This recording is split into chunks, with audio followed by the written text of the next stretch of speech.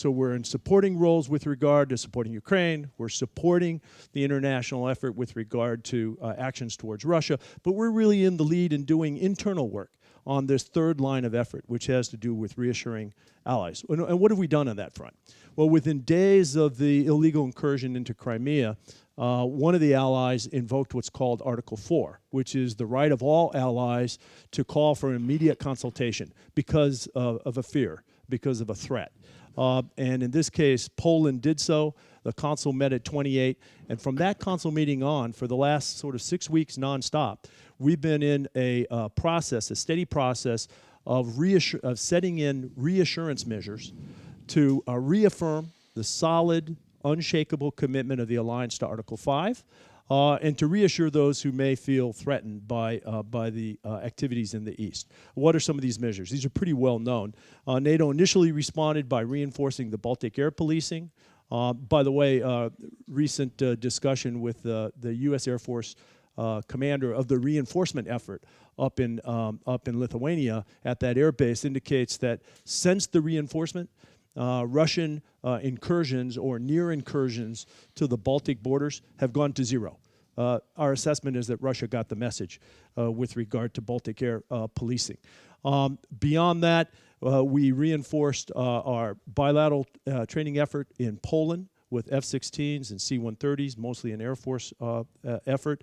NATO dispatched its owned and operated AWACS fleet. This is the Airborne Early Warning Fleet to the Eastern Allies.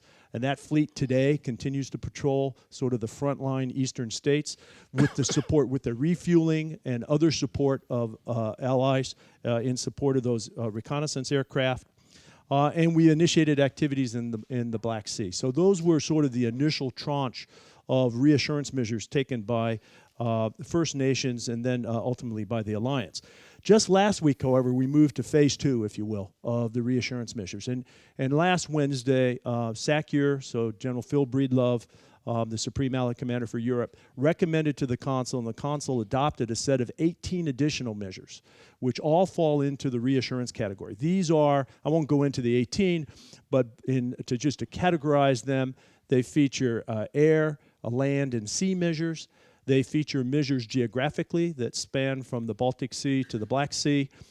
They are comprehensive, they're balanced across those different dimensions, and they're sustainable for the rest of this calendar year.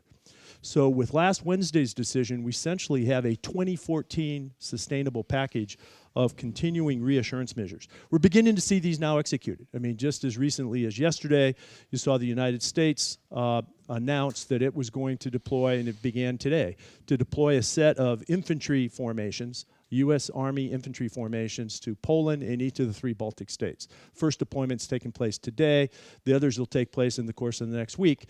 And this is a very firm national commitment. It says America understands Article 5. And we expect that this national commitment will be joined by other allied commitments to, again, reinforce this effort of reassurance towards the Article 5 commitment.